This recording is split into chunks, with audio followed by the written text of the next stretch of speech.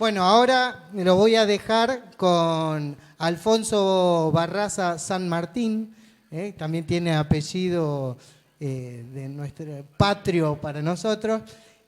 Alfonso es el presidente del capítulo de PMI de Santiago de Chile y bueno, es un profesional con muchísima experiencia en el área informática y bueno, sin más preámbulos lo dejo con Alfonso. Adelante, Alfonso. ¿Qué tal? Muy buenas tardes. Mucho gusto por la invitación y encantado de estar por acá. No me lo imaginé nunca. Hace como 25 años que no venía por esta ruta. Iba de tránsito hacia Buenos Aires cuando era niño, así que feliz de reencontrarme con ustedes. Muchísimas gracias. Bueno, me toca hablar de un tema que a mí se me ha hecho bastante cotidiano y permanente en términos de lo que es la gestión de proyectos. Yo siempre les cuento a mis oyentes que soy un deformado en informática y un vuelto a formar en minería. Así que eso un poco marca mi tendencia profesional, fundamentalmente la gestión de los stakeholders en proyectos mineros fundamentalmente y gestión estratégica de compras, que ha sido fundamentalmente mi actividad principal. Y desde ese punto de vista la gestión de stakeholders para mí ha sido un tema permanente en los distintos proyectos que me ha tocado liderar e impulsar. Y desde ese punto de vista les quiero mostrar un poquitito cuál es mi óptica al respecto. Primero que todo, quiero plantear un tema que para mí es súper interesante, súper importante y cardinal, que es que la gestión de proyectos es una perturbación al status quo. ¿Qué duda cabe? Los directores de proyectos nos llevamos permanentemente y constantemente vendiendo, persuadiendo, negociando para que nuestros proyectos sean exitosos, ¿cierto? Y ciertamente el proyecto dentro de una organización, dentro del Estado, dentro de una empresa, siempre es una perturbación del status quo. Y desde ese punto de vista hay que entenderlo como tal y hay que comportarse a esa altura. ¿Sí? ¿Más cerca? Bien. Dicho eso, bueno, yo, como ustedes me habrán escuchado en la presentación, soy presidente del capítulo Santiago y estoy adscrito a PMI hace mucho tiempo. La razón por la cual conozco a todos los amigos acá de San Luis, de Mendoza, de Nuevo Cuyo, y ciertamente hay una postura ahí clara de parte de PMI. ¿Quién no conoce a PMI o quién conoce a PMI? ¿Todos conocen a PMI? Bien, qué bueno. Bueno, PMI nos sorprende habitualmente con nuevas ediciones del famoso cuerpo de conocimiento llamado PMBOK, en donde de alguna manera actualiza cada 4 años más o menos respecto de todo lo que son las áreas del conocimiento de gestión de proyectos.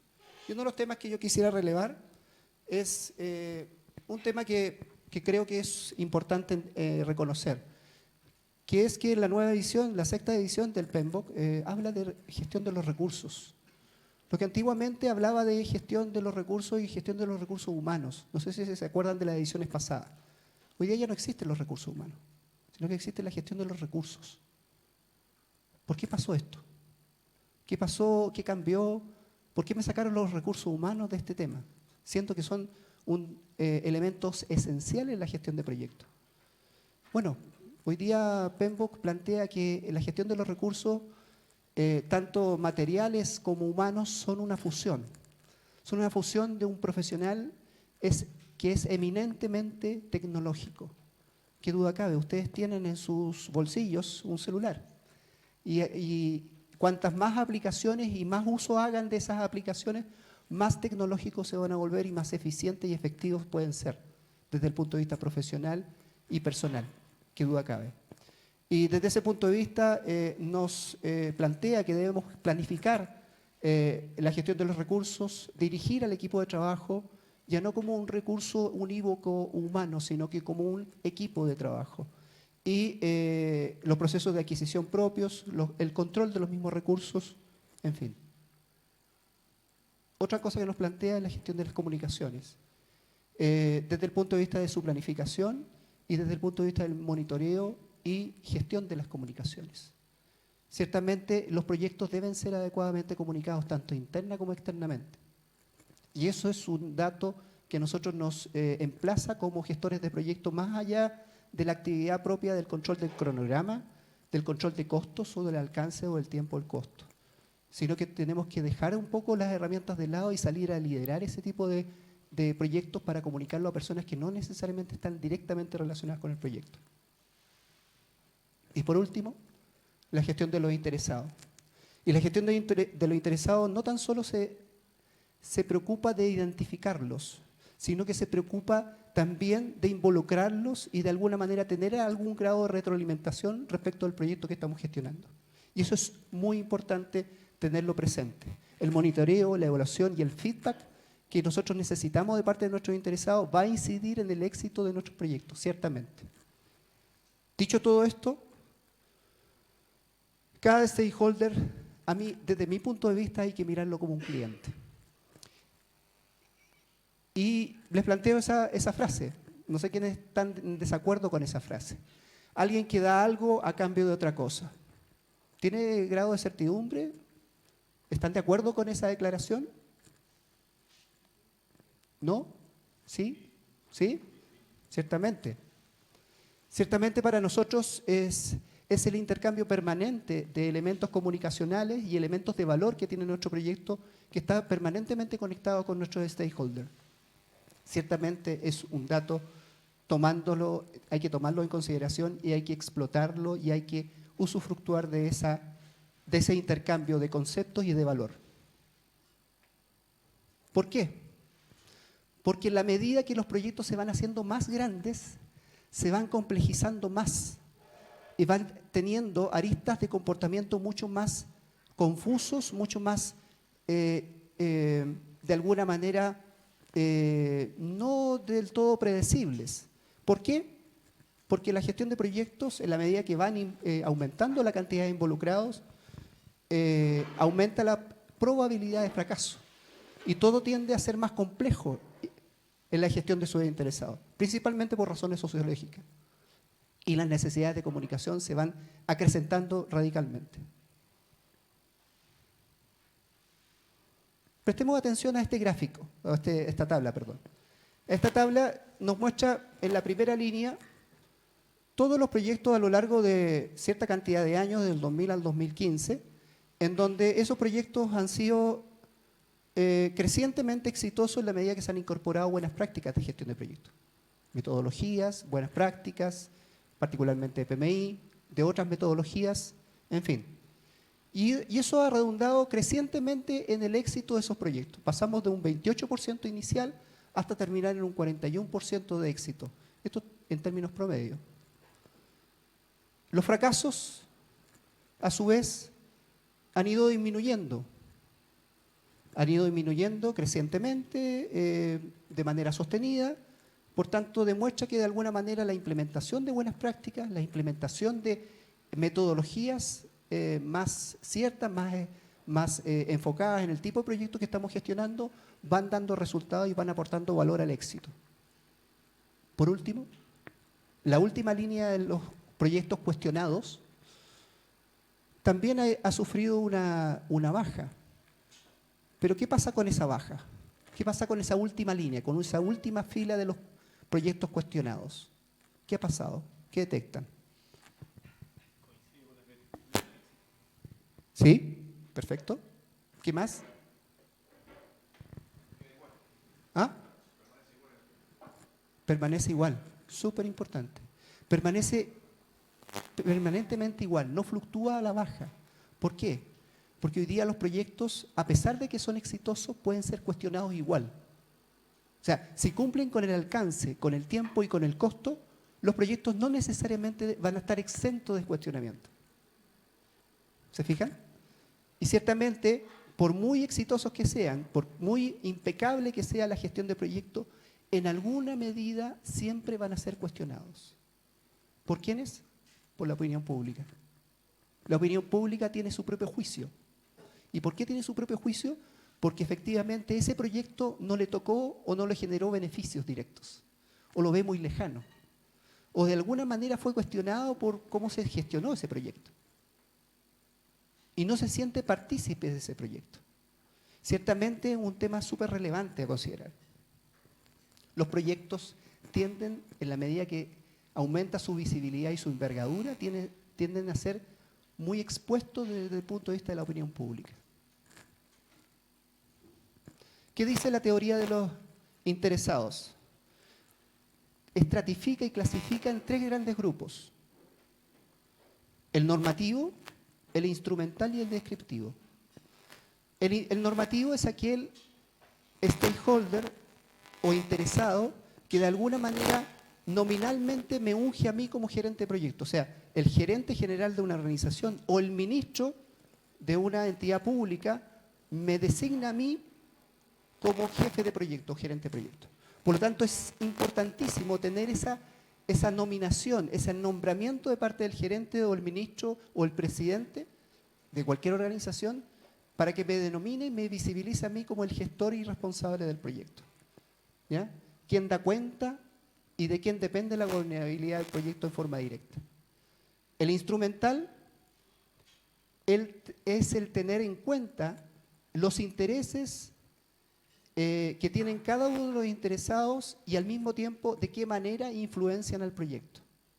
Eso es un tremendo tema. O sea, tener claro quiénes son los interesados que hay alrededor de mi proyecto es básico para poder enfrentar lo que es la gestión de los interesados de cara a un proyecto que estoy gestionando. Y por último, las estrategias para involucrar a los interesados y gestionar sus expectativas. A lo largo del proyecto, no siempre los interesados se comportan de la misma forma. Los interesados se van comportando dinámicamente en función que sus intereses se van viendo afectados o se van viendo beneficiados. Y eso, como gestor de proyecto, debo estar súper claro en eso. No necesariamente un interesado se comporta al principio, lo más probable es que se comporte muy favorable a mi proyecto, me sponsoree positivamente mi proyecto y me halague mi proyecto. Pero en la medida que yo voy afectando sus intereses o no van dando resultados las cosas que yo estoy gestionando, efectivamente ese stakeholder se va a comportar de manera distinta. Y tengo que hacerme cargo de eso. ¿Qué es lo que yo planteo en términos metodológicos a lo largo de todo un ciclo de proyectos?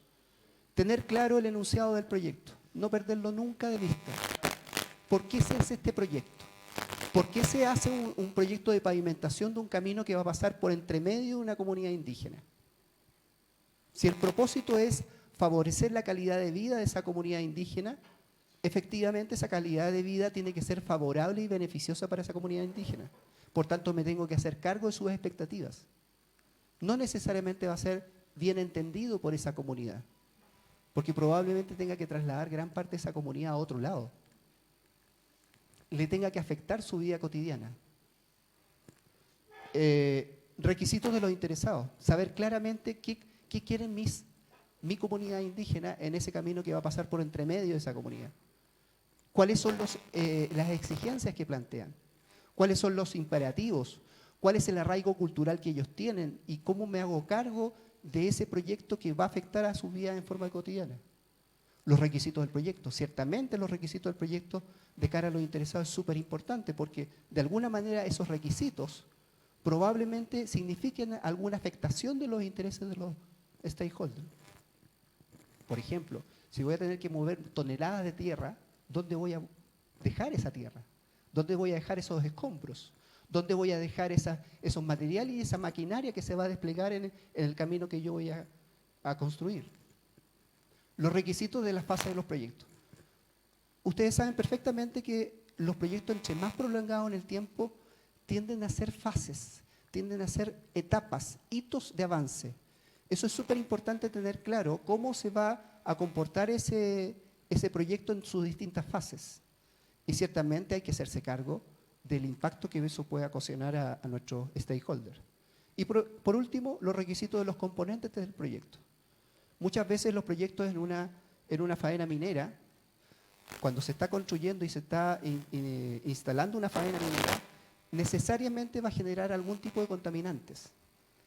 Desde la polución, el levantamiento de polvo en suspensión, y cómo me hago cargo de eso. ¿Ya? Y cómo voy a afectar a las comunidades que están aledañas a esa faena minera para efectos de mitigar eventualmente los intereses de esos interesados y esos stakeholders. Eso es un ciclo iterativo que yo planteo permanentemente en cada uno de la gestión de los stakeholders. Y en cada uno tiene impacto y tiene afectación distinta en la medida que va avanzando el proyecto que estoy gestionando. ¿Cómo lo hago? Llamo a Batman. No. ¿Cómo hago todo esto? Sí, la teoría se dice mucho, pero ciertamente no tengo que hacerme cargo de muchos stakeholders, pero al mismo tiempo no tengo la capacidad porque también tengo que gestionar mis proyectos. Tengo que hacerme cargo que el proyecto sea exitoso. Y no muchas veces me puedo hacer cargo de todos los stakeholders. Entonces aquí yo los llamo a la cordura y les digo, por favor, enfóquense. Y enfóquense en agrupar y segmentar el tipo de stakeholder que ustedes tienen, los interesados que ustedes manejan. Y en ese sentido hay una declaración muy provocadora que dice ahí, los proyectos es exitoso si todos los interesados están contentos. ¿Están de acuerdo con esa frase? ¿Quién dice que no? ¿No? ¿Difícil? ¿Hay que dejar a todos contentos? ¿No? ¿Y a quiénes hay que dejar contentos? A la mayor cantidad posible. ¿Ya? ¿Quién se atreve a otra cosa? Por ahí va. Justamente. A los stakeholders relevantes. No a los más posibles, a los relevantes. Y eso nos va a dar la determinación del enfoque que debemos tener para nuestros stakeholders. No todos los stakeholders deben estar contentos con mi proyecto. Es más, es muy probable que no estén contentos con mi proyecto. Pero debo dejar contentos a aquellos estratégicos, a aquellos pertinentes del proyecto, no a todos.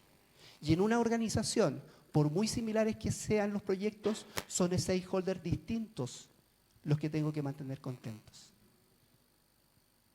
Por eso yo lo llamo a tener una vista que le llamo habitualmente una vista periférica, que tener claro quiénes son los stakeholders relevantes que me van a permanentemente apoyar en mi proyecto estratégico.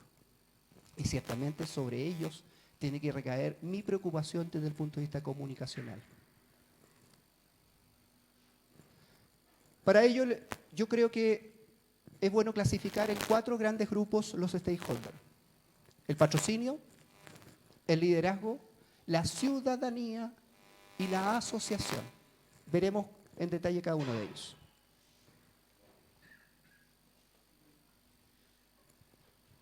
Patrocinio. El patrocinio es súper importante.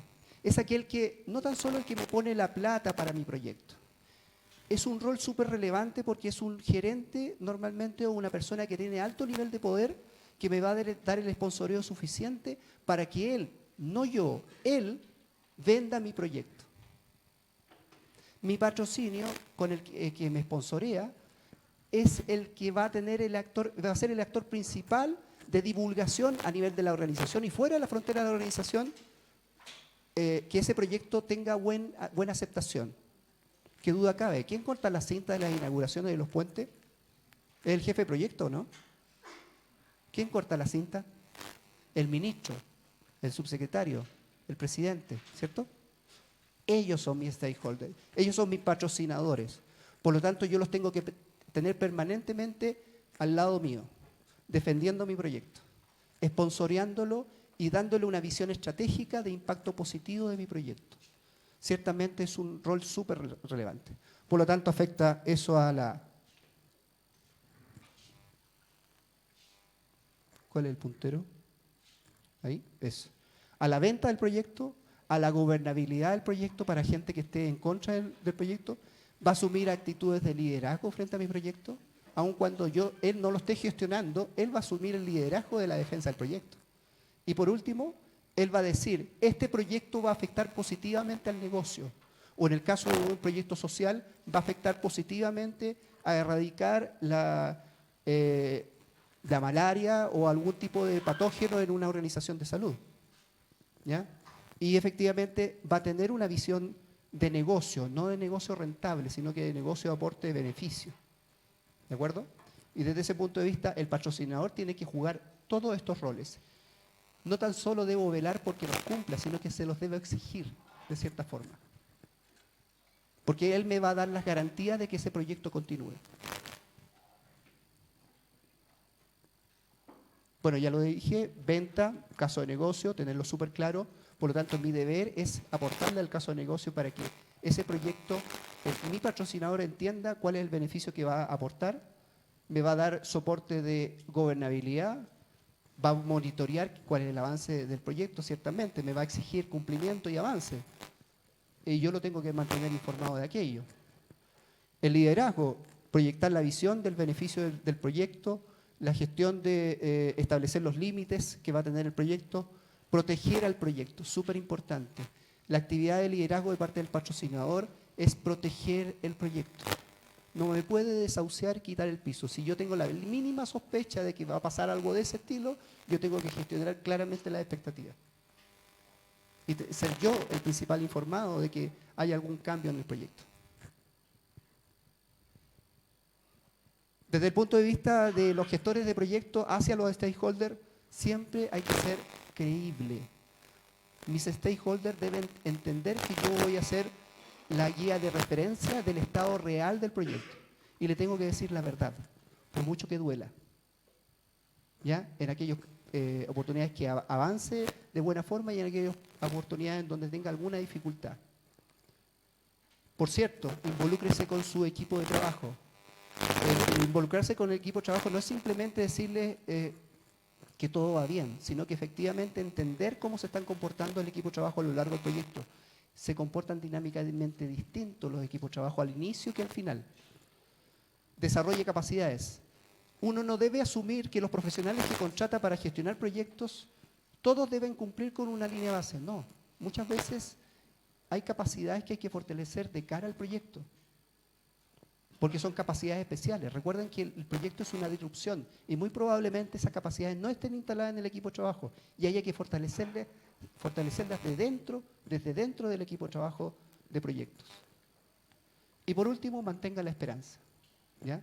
En aquellos momentos difíciles siempre hay que tener sangre de horchata o el cuello duro o el pecho frío, pero salir adelante en tiempos difíciles. Asociación, y esto es un tema súper importante. Y aquí los quiero invitar a una dinámica. ¿Todos tienen celular? ¿Sí? Perfecto. Los invito entonces a que tomen sus celulares, elijan la foto más entrañable que ustedes tengan, la foto que más les guste. Pueden ser meme, ¿ah? Pueden ser meme. Una foto que los evoque muchísimo, que los represente quizás, o que le evoque algún tipo de sentimiento especial. En 30 segundos elíjanla y a continuación que la hayan elegido, la comparten con el compañero de al lado y viceversa. Aquellas fotos comprometedoras, por favor, no.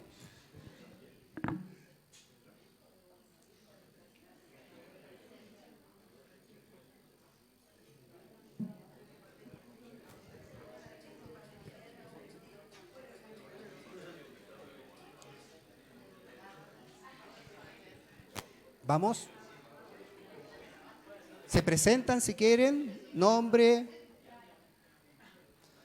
y le presentan aquella foto, se la describen al compañero al lado y después viceversa hacen lo mismo con el otro.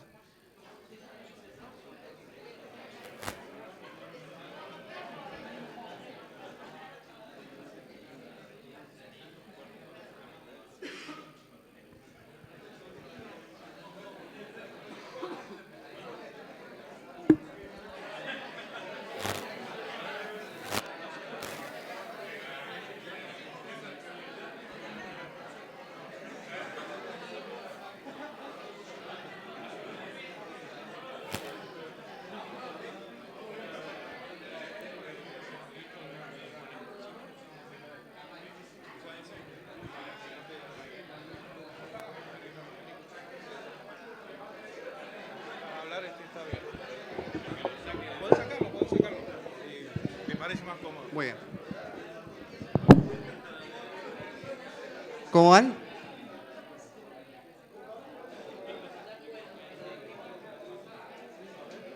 ¿Bien? ¿Ok? ¿Todo bien? Perfecto. Bueno, ¿qué les pasó?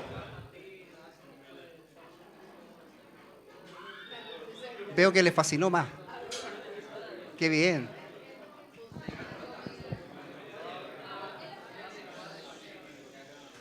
¿Qué es lo interesante de esta dinámica? Bien, gracias. Que se pudieron conocer un poquitito más. ¿Se dan cuenta? O sea, ustedes estaban sentados al lado de otra persona y no necesariamente estaban vinculados con sus temas afectivos o con los temas que les pudiesen provocar algún tipo de emoción o interés. Eso es lo que les pido a ustedes que hagan con sus stakeholders, que se genere una complicidad de ese estilo, conozcan qué les gusta, que no necesariamente es lo formalmente establecido, sino que hay otras inspiraciones, hay otras motivaciones por las cuales nos mueve a hacer cosas. Quizás la foto del nieto, la foto del hijo o la mascota permitió conocer a esa persona en una dimensión distinta, que no muchas veces en la gestión de los stakeholders se usa. Úsenla, ese es un mecanismo de encuentro. Imagínense, ustedes estaban sentados uno al lado del otro y ni se hubiesen imaginado cuáles eran los gustos de la persona que tenían al lado.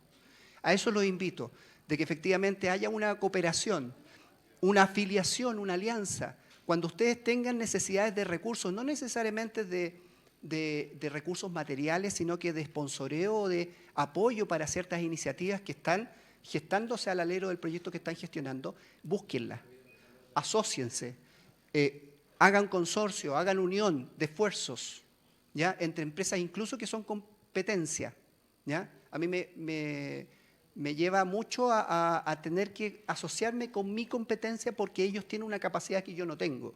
Y efectivamente tengo la oportunidad de fortalecer mi gestión de proyectos a través de esa alianza, de esa coalición. Y ciertamente es una herramienta muy útil. La ciudadanía, qué duda cabe, ustedes usan Twitter, ¿o no? Cuando falla el suministro de gas o de electricidad o de algún servicio, yo ya no llamo, por lo menos en mi país, ya no llamo al teléfono de la asistencia al cliente por la falta de suministro, sino que mando un Twitter reclamando directamente porque no me llegó el gas que me debería haber llegado y me responde el administrador de redes sociales y me dice, señor, en 15 minutos lo van a llamar y van a coordinar su necesidad. Acá no pasa. Bueno, por eso es que hablábamos delante de los proyectos cuestionados, porque hoy día, si bien es cierto, no hay capacidad de respuesta, como me lo estás diciendo, sí hay una vociferación de parte de la ciudadanía. Y eso hoy día es una realidad, está instalado y es un recurso para que las cosas funcionen. Y está bien, está bien. O sea, es el tiempo que corre y nos tenemos que hacer cargo de eso. Y por cierto, de cara a los interesados, yo tengo que tener un canal de comunicación que me permita relacionarme con esa gente, con la ciudadanía, porque de alguna manera lo voy a afectar en mi proyecto. Positiva, lo más probable que negativamente. Un esquema de gestión que básicamente lo pueden leer en otra oportunidad, se los puedo mandar, no hay problema. Pero tiene que ver con 5 cosas básicas que yo creo que son importantes en un esquema de gestión de stakeholders, que es enumerar a todos los stakeholders, nadie sobra en la primera parte. Por muy discreto que sea stakeholder, no, pero si esto no va a pasar nada, no me va a hacer nada en mi proyecto. No, pónganlo. No abulta ni daña, pónganlo. Enumerar a todos los stakeholders es súper relevante, porque me da cuenta de cuán importante es el proyecto. En la medida que aumenta la cantidad de stakeholders, más importante es el proyecto, lo más probable. Evaluar la fortaleza y establecer prioridades. Y es ahí donde se reduce la lista de stakeholders. Ahí empiezo a descartar. ¿Cuáles son mis stakeholders relevantes? Establecer los recursos disponibles, vale decir, ¿qué recursos voy a desplegar de mi proyecto para mantener comunicado a mi stakeholder? O sea, voy a sacar recursos del proyecto para mantener a mi stakeholder satisfechos. ¿A cuáles? A los estratégicos. Decidir cómo involucrarlo. Los voy a invitar a una cata de cerveza, a una cata de vino, a un happy hour. ¿Qué voy a hacer con mi stakeholder? Me voy a tomar un café con cada uno de mis stakeholders y son 200. Me va a faltar hígado para eso, seguramente. Tengo que generar instancias de encuentro y de involucramiento de los stakeholders de manera sostenida y posible. Consultar la retroalimentación. Mis stakeholders me tienen que decir cómo va el proyecto, según su óptica, no según mi óptica. Porque yo les puedo mostrar mis indicadores de gestión tremendamente positivos y eso no es justificación para que mi proyecto necesariamente sea exitoso. Tengo que preguntarle a mis stakeholders cómo perciben el proyecto. permanentemente en distintas instancias y en distintas fases de mi proyecto. Y un recurso que no muchas veces es ocupado y que yo creo que es súper útil usarlo, que es la comunicación estratégica de las organizaciones. Muchas veces gestiono mis proyectos a espalda de la estructura comunicacional que tienen mis organizaciones. Tengo que usar esas estructuras de comunicación estratégica, porque son un recurso para efectos de poder comunicar adecuadamente mis proyectos. ¿Por qué? Porque si mi proyecto fracasa, la comunicación estratégica se hace cargo de las crisis. Por ejemplo, en la instalación de un gasoducto se rompe una cañería y se incendia. Qué terrible, ¿eh? ¿Qué debo hacer? Bueno, repararlo de momento, pero todo el efecto social que eso significa, no, este proyecto de gasoducto es absolutamente inseguro, nos va a hacer estallar a todo el medio mundo y a todas las comunidades que pasan a través de ese gasoducto. Y ahí es donde la comunicación estratégica se hace presente. La comunicación estratégica, sobre todo en aquellas organizaciones que tienen un alto nivel de competitividad, son muy susceptibles a necesitarla, ¿ya? Y en aquellas organizaciones públicas que tienen un alto nivel de impacto social, ciertamente se ven expuestas a una necesidad de comunicación estratégica. La comunicación estratégica no es marketing, no es lobby, no es publicidad, es todas ellas. Es una disciplina que involucra a todas esas disciplinas. Y esas cosas tienen que tenerlas presentes. No por el hecho de tener marketing es garantía de que yo tenga una buena comunicación estratégica. Por el contrario, puede ser nocivo tenerla como única plataforma. Publicidad, ciertamente es útil. Desarrollo organizacional, cómo somos capaces de entender cómo se desarrolla la organización y sus capacidades y cómo fortalecerlas de cara a lo que es la gestión de los stakeholders. Diseminar la cultura de una organización a través de los proyectos es sumamente positivo. O sea, culturalmente hace bien que se proyecte la cultura de cara a mis proyectos, porque eso entiende que es una organización sustentable, por ejemplo, que es una organización medio ambiente positivo, que es carbono neutral, que está preocupada de la felicidad de las personas quienes constituyen la organización, se gestiona adecuadamente la felicidad, en fin. Les voy a hablar de dos casos en donde se hizo mucha gestión de stakeholder. Un caso es lo que me tocó, básicamente presidir hace un tiempo atrás el desafío de la presidencia del capítulo en momentos muy difíciles económicamente para mi país, porque nosotros dependemos, no sé si ustedes saben, del cobre. Es el commodity que prácticamente representa el 60% de nuestros ingresos y fundamentalmente cuando se ve afectado el precio del cobre, se ve afectado todo el país. Y nos afectó. El precio del cobre se fue al suelo y eso generó que muchos proyectos se dejaran de hacer.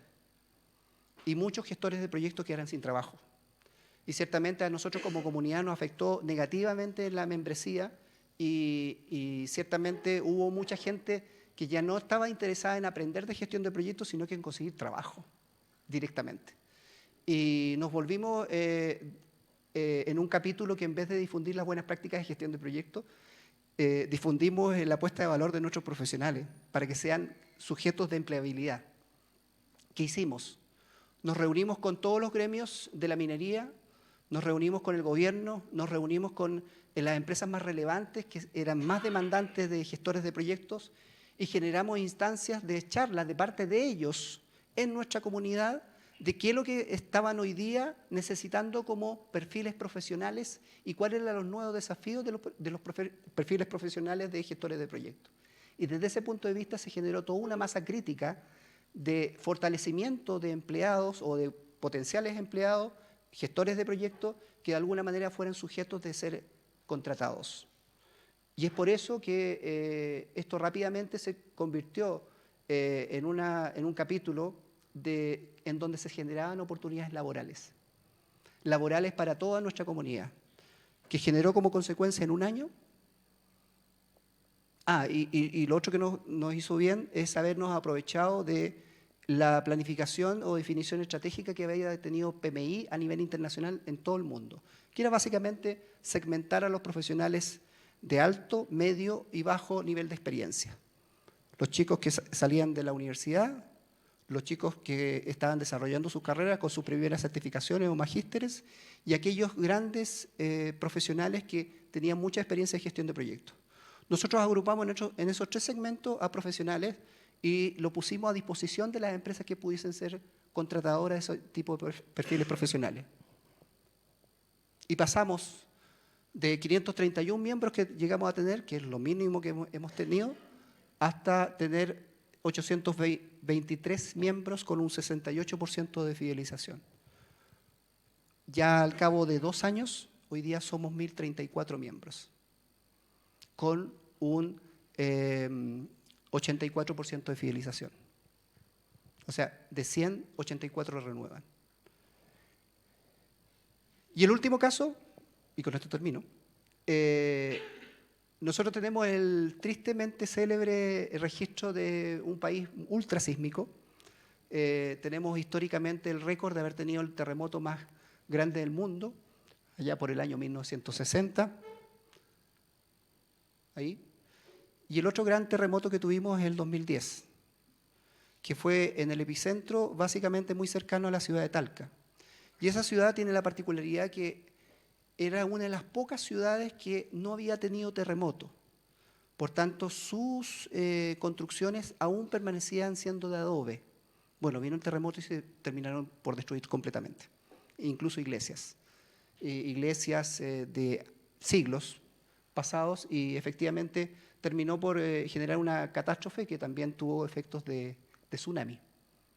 Una de las anécdotas más importantes, que yo en ese momento estaba de vacaciones por aquí, y una de las personas que estaba compartiendo mi camping era dueña de un restaurante que estaba ahí, y llamó a ese restaurante para saber el estado de su familia, de sus hijos particularmente, que estaban haciéndose cargo de ese restaurante.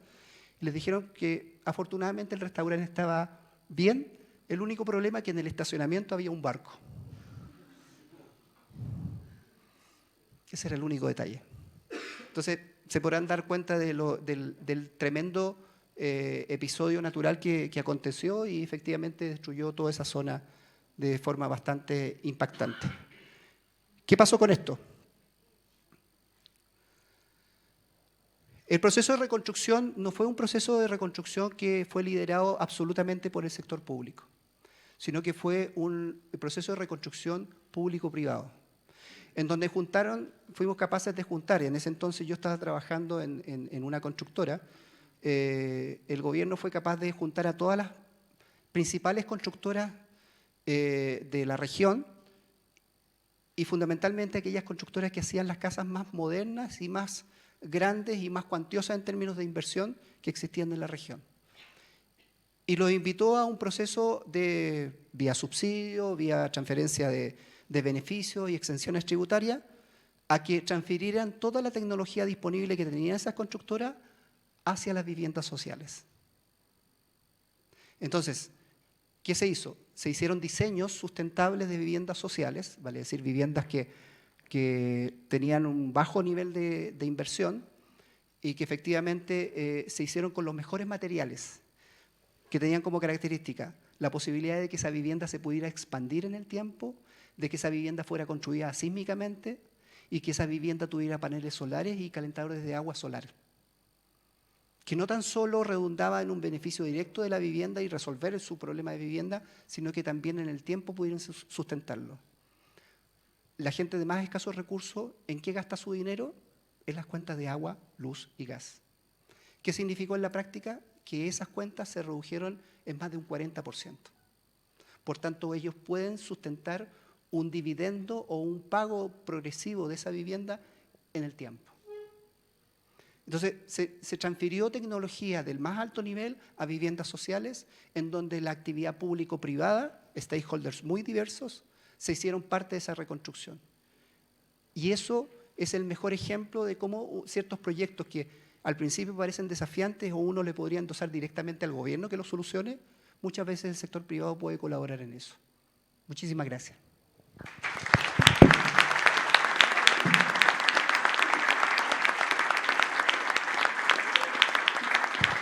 Vamos a aprovechar a darte un obsequio. Aprovechamos esta vez para darte un vino de San Luis para que te lleves a Chile.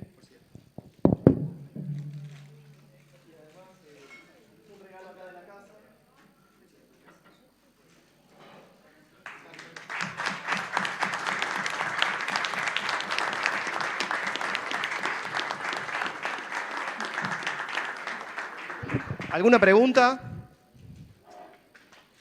Aprovechen. Igual después